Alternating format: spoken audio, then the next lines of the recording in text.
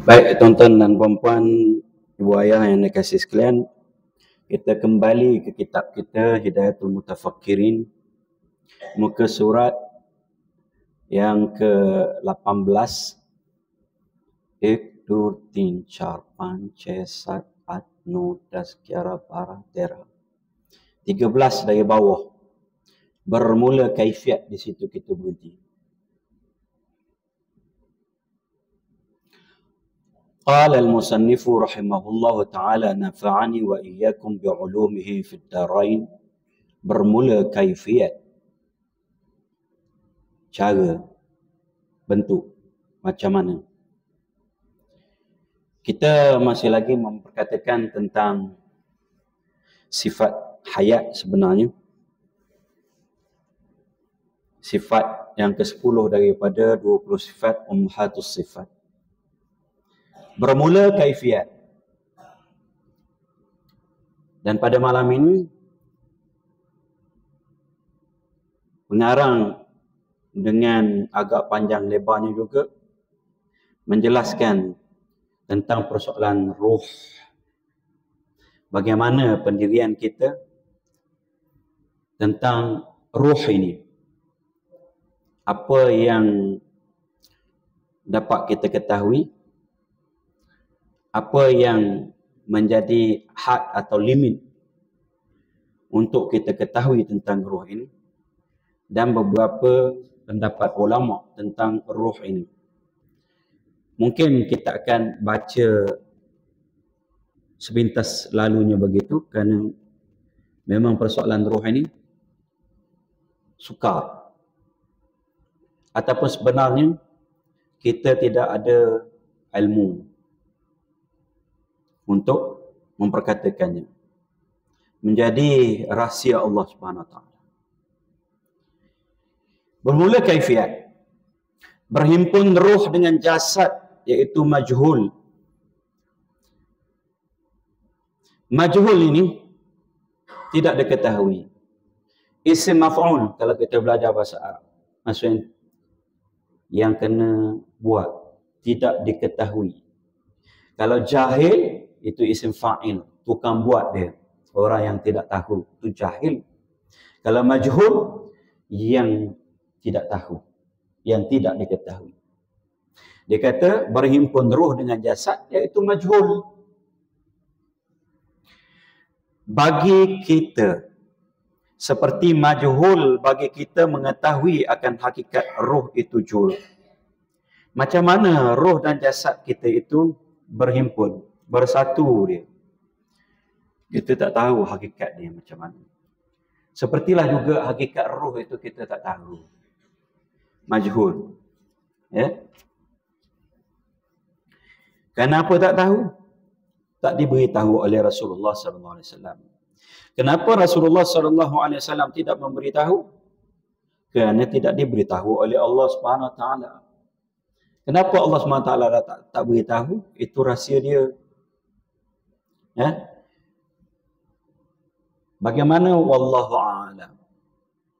Terserah saja pada dia.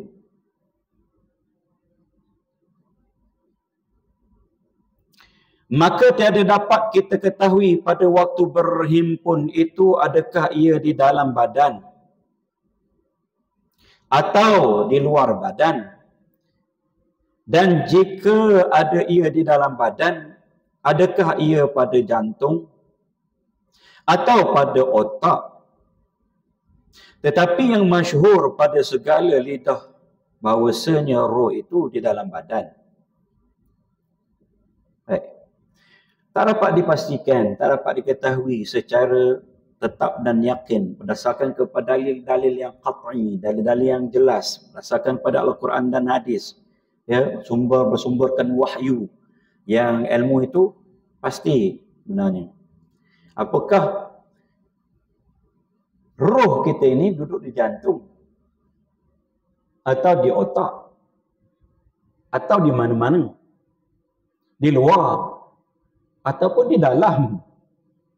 Tapi yang masyhurnya pada pemahaman kita secara sathi, secara permukaan, sepintas lalu begitu, roh ni Semua orang kata dalam badan katanya. Dan demikian lagi yang zahir pada firman Allah Ta'ala. Ini nak menguatkan pendapat yang mengatakan bahawa roh itu dalam jasad, dalam badan. Surah Al-Waqi'ah ayat 83-84. A'udzu billahi minasyaitonir rajim. Falaula idza balagatil hulquma idza balagatil hulquma wa antum hina idzin tanzurun. Itu artinya apabila sampai ruh kepada halqum. Ni halqum tuan-tuan dan puan. Leher kat sini.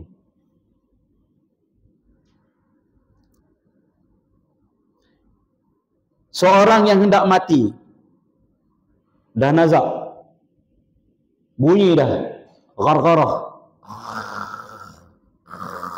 nak keluar dah roh. Sampai situ dah. Ya.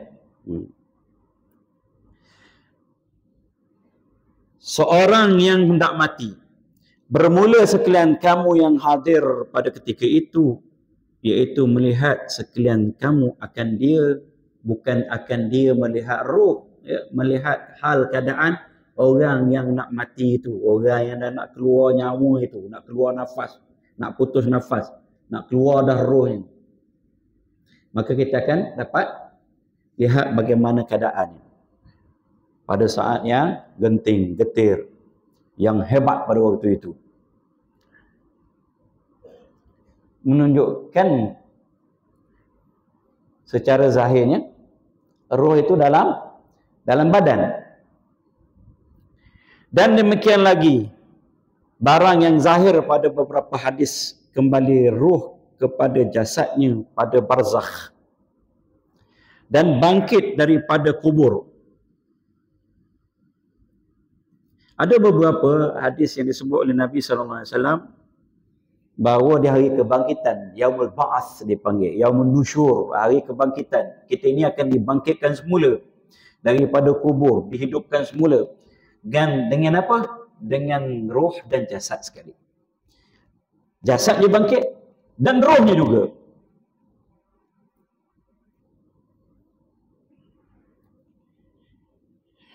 Tetapi tiada diketahui tempatnya dan kaifiatnya di dalam badan itu. Tetap juga sebenarnya tak diketahui. Ya. Roh itu dalam badan, dalam jasad, tempatnya di mana, bagaimana, kaifiatnya kita tak tahu juga. Adakah ia bercampur dengan segala juzuk badan? Maksudnya setiap anggota kita ni ada ruh di situ. Tersebar dalam seluruh tubuh badan kita.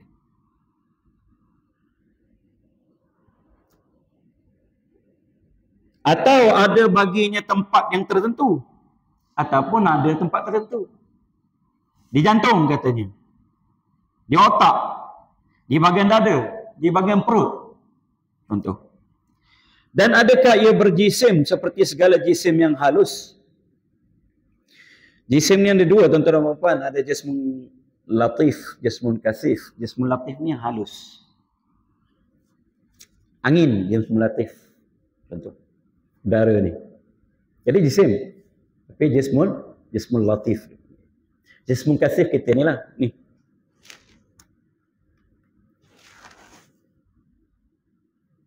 Atau jisim yang kasar. Jisim kasar ni macam kita lah, jisim kasar. Itu tuan-tuan dan puan. Walau macam mana pun, tetap juga kita tidak tahu hakikat bagaimana sebenarnya kejadian roh itu. Maksudnya bentuknya. Dan bagaimana dia bersama dengan kita, bersatu dengan kita. Apakah bentuknya jasad jisim yang halus ataupun jisim yang kasar, ataupun di mana-mana tempat di tubuh badan kita, ataupun keseluruhan badan kita ini ada mengandungi roh. Roh itu seluruh badan kita. Tak pasti. Maka telah berkata Imamul Haramain. Imamul Haramain ini nama sebenarnya Abdul Malik bin Abi Muhammad Abdullah, ya.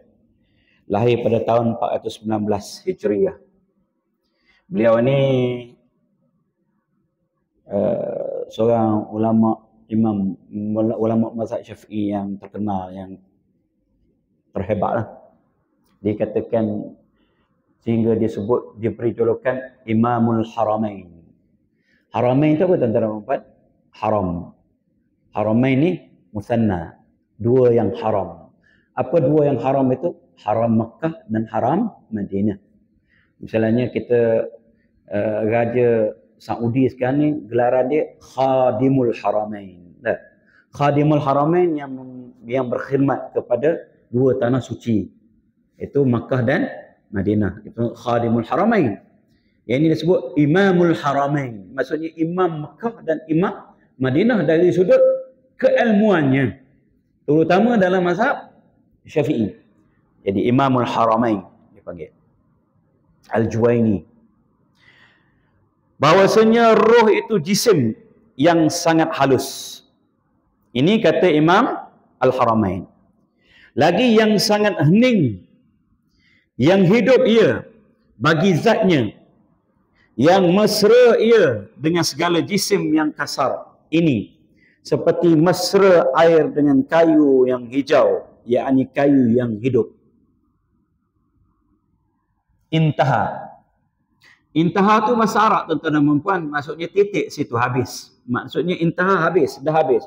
Di titik situ. Habis dah kata Imam Al-Haramain. Kalau terus lagi bimbang, kalau tak bubur situ bimbang kata yang selepas itu orang anggap juga sebagai kata-kata Imam Haramain. Jadi dia sebut intaha sebagai pemisahnya, ya. Tu teknik uslub penulisan bahasa Arab lama. Dan kitab-kitab lama dia sebut, dia quote kata imam itu, kemudian di akhir sekali dia tulis habis, kata dia. Habis maksudnya habis dah kata-kata imam. Intaha tu maksudnya selesai. Apa kata Imam Haramain?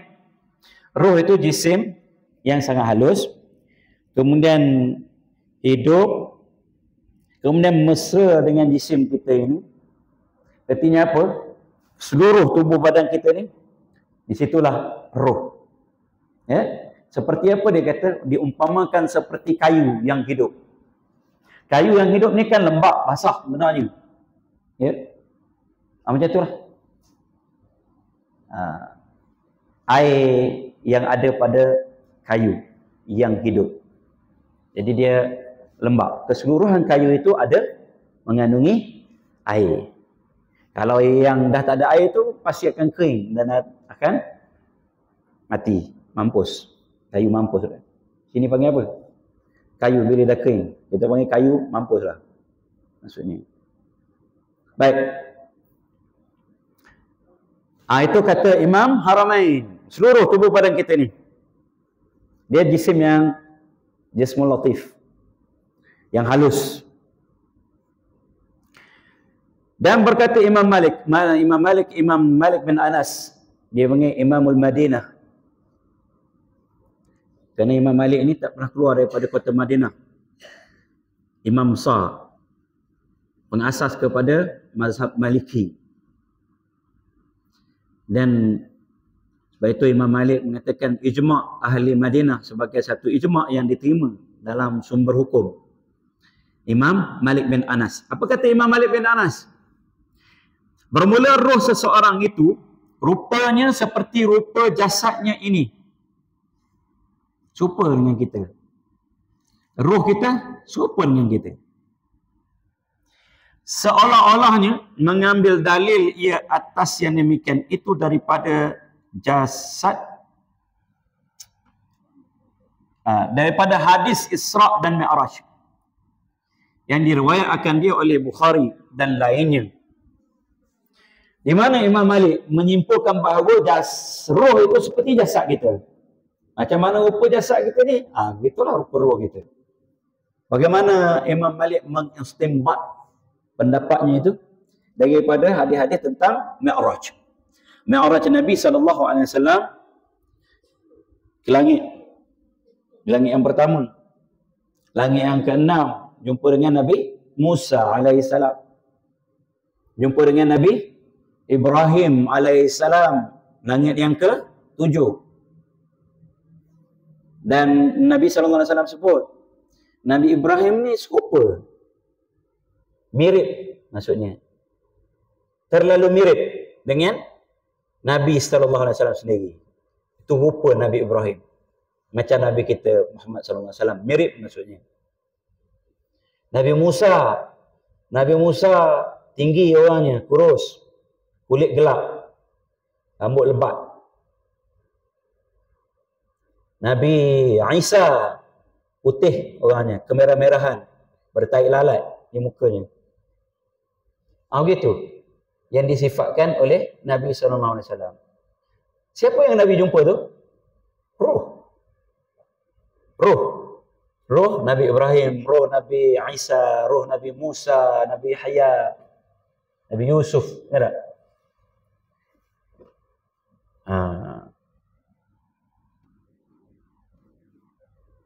Bahwasanya Nabi SAW bertemu pada malam itu dengan segala anbiya di dalam masjid Baitul Maqdis dan di atas tiap-tiap langit. Padahal adalah sekalian mereka itu dengan roh jua. Dan adalah roh mereka itu seperti rupa jasad mereka itu.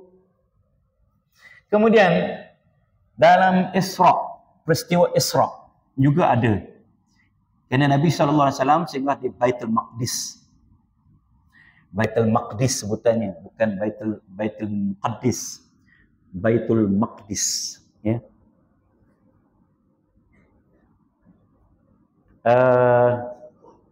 Pernah pergi sekali sebenarnya Baitul Maqdis, tapi sekejap sangat, hari Sabtu. Padang tutup setengah hari saja hari itu. Terpaksa bergegas keluar. Dulu di bawah Jordan. Tapi dalam perang Israel dan Arab kalah teruk. Jadi Baitul Maqdis sekarang ni di bawah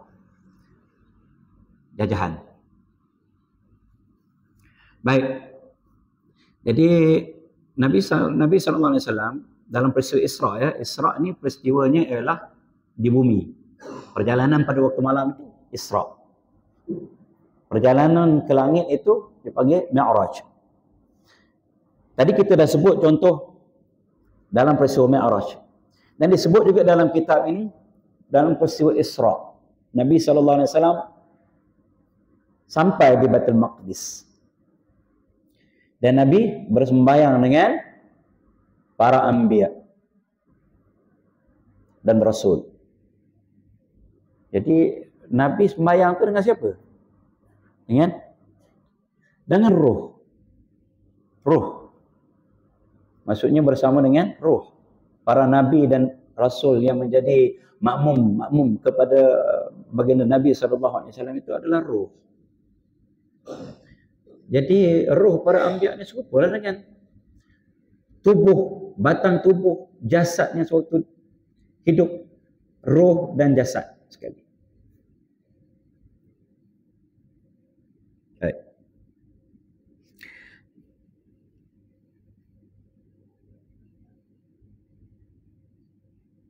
Bermula segala qaul. Qaul ini bahasa Arab, kata-kata yang kita sebutkan tadi itu oleh Imam Al-Haramain, Imam Malik. Ya. Qaul yang tersebut itu dhaif dia. Masih lagi tetap dhaif. Dhaif ini lemah, tidak berapa kuat. Tidak kuat lagi. Walaupun Rasa-rasa kita puas hati dah tak? Dalilnya tak? Jasad, roh dalam jasad. Berdalilkan Al-Waqi'ah ayat 83-84. Iza balagatil hulqum. Nah, lepas itu Imam Haramain kata, tubuh yang halus, mesra, seluruh tubuh badan kita ini ada macam air yang ada pada pokok kayu yang hidup. Kata Imam Malik pula, rupa roh itu macam jasad. Berdalilkan peristiwa Isra' dan Mi'raj. Rasa kuat dah tak? Tapi begitu yang disebut oleh puan punya kitab, masih lemah pendapat-pendapat itu. Bermula yang mu'tamadnya. Yang mu'tamadnya nak disimpulkan oleh pengarang, iaitu qaul yang dahulu itu, iaitu majhul bagi kita dengan mengetahui akan hakikat roh itu dan kaifiat berhimpun dengan jasadnya. Qaul yang pertama sekali disebut tadi tuan-tuan apa dia? Mula-mula tadi. Dah. Bermula kaifiat berhimpun roh dengan jasad, iaitu majhul bagi kita, seperti majhul bagi kita mengetahui akan hakikat roh itu jua. Itu yang mu'tamad ni. Majhul maksudnya tidak diketahui. Hakikat roh, bagaimana rupanya, bagaimana berada pada kita, bentuknya, tidak dapat diketahui secara mu'tamadnya. Baik. Maka tiada sunat bagi kita menuntut mengetahui akan yang demikian itu. Tetapi makruh ia kerana tiada satu nas daripada syarak, ya, ataupun syarak pun boleh juga. Syarak daripada agama menyatakan dia dengan sarahnya. Syarak itu makna jalan asalnya. Syarak di sini artinya yang memberi syariat. Yang memberi syariat sumberkan daripada wahyu lah. Tidak ada nas daripada wahyu, ya, yang menyatakan tentang roh ni. Menyata akan dia, maksudnya menyata, menerangkan tentang roh dengan sarahnya. Sarah juga bahasa Arab. Sarah daripada sarahah. Sarahah maksudnya yang eksplisit. Eksplisit maksudnya secara jelas, terang, nyata. Satu-satu, seputir-seputir. Jelas disebut. Roh sekian-sekian bentuknya. Begitu. Tak ada. Ya. Yang tadi istinbat. Kita ambil kesimpulan. Baik. Secara sarahnya tak ada. Tak dituntut bagi kita. Tak digalakkan untuk kita. Bahkan makruh, tidak disukai. Kalau kita sibuk nak memikirkan tentang roh ni, mencari-cari, bertanya-tanya roh dan sebagainya. Ya? Dan telah mengharam akan dia oleh setengah ulama. Kerana demikianlah berkata Syekh Junaid. Sebagian ulama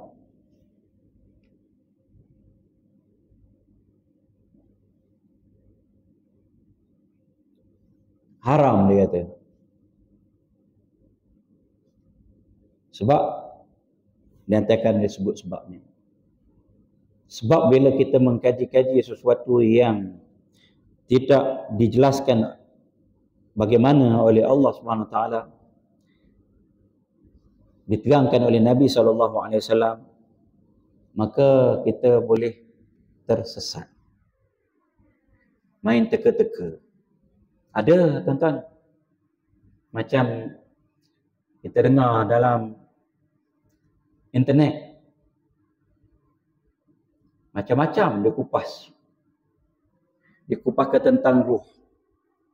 Dia mula, kalau bahasanya mula itu tentang roh. Rupa-rupanya ulama kita ni sempat bingung tentang roh ini. Itu jaga tuan-tuan dan puan-puan. Itu ayat mulanya. Dia kata ulama yang lain-lain ini tak tahu. Bingung sampai tentang roh ni. Dia seorang tak bingung. Bahasa-bahasa selepas itu, akhir sekali apa dia? Roh qadim, kata dia. Qadim maksudnya asal mula daripada Allah SWT. Pecahan daripada Allah SWT. Cahaya Allah SWT. Macam-macam lah. Itu yang akhir-akhir sekali jadi mengaku Tuhan tu. Tu ya. Maka sebahagian ulama mengharamkan. Kalau kita dah tak tahu, tak boleh dah. Nak kaji-kaji macam mana? Kalau kita kaji itu, kita akan pergi kepada takwil.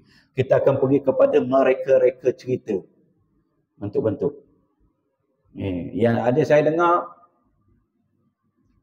masyhur terutamanya di negara jiran kita. Beliau bukan berkelulusan agama, berkelulusan fizik. Tapi bercakap tentang roh ini semua dia tahu. Jenis-jenis roh yang keluar waktu tidur, roh yang balik, roh yang ini, begitu, begini. Bercerita tentang roh. Orang awam kadang-kadang dia terpedaya. Orang awam dia seronok mendengar benda-benda yang pelik-pelik, unik. Yang orang lain tidak cerita. Kalau kita bercerita kerana Al-Quran, hadis dan sebagainya, kadang-kadang orang tak berapa nak menarik lah. Dia cerita pelik-pelik. Cerita pelik-pelik lah ni akan menarik. Ya, selamanya manusia itu begitu sebenarnya. Dia suka yang misteri, yang pelik, yang aneh, yang lebih lain daripada yang lain. Itu yang lucu, yang seram, yang sedap, yang lucah, yang mudah, itu semua disukai. Jadi kalau kita boleh cerita tentang hakikat roh ni, berjenis-jenis roh, begitu begini dan sebagainya, orang akan tertarik kerana tidak ada dalam Quran. Cerita itu tidak ada dalam Quran. Cerita itu tidak ada dalam hadis. Jadi orang hebatnya ilmu ini. Ikut. Hebatnya Tok Guru ini. Ikut. Sedangkan itu adalah menjadi rahsia Allah Subhanahu Wa Taala sebenarnya. Kerana demikianlah berkata Syekh Junaid Al-Baghdadi. Junaid Al-Baghdadi ini namanya Junaid bin Muhammad. Ya. Meninggal dunia tahun 298 Hijriah. Ulama Sufi paling terkenal dalam kesufian. Tak ada siapa tak kenal sebenarnya. Dan aliran tasawuf kita di rantau Melayu ni berimamkan Imam Junaid Al-Baghdadi dan Imam Abu Hamid Muhammad bin Muhammad Al-Ghazali. Ya. Jadi Imam Junaid Al-Baghdadi ni wali besar.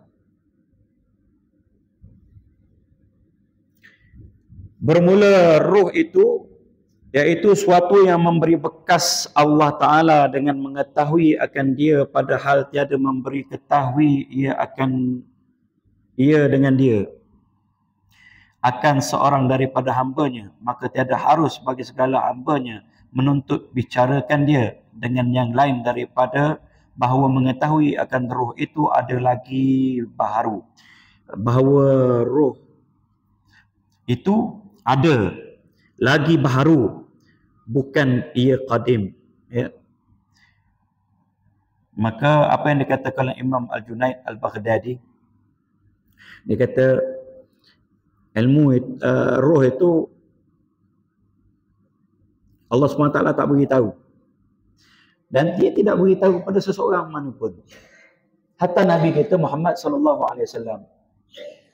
Ya, Nabi Muhammad SAW ni khatimul anbiya, sayyidul mursalin. Penutup segala Nabi. Sayyidul mursalin, penghulu segala Rasul. Maksudnya beliau baginda ini adalah penghulu, ketua pada segala Nabi dan Rasul. Juga merupakan sayyidu Bani Adam, ketua manusia ni.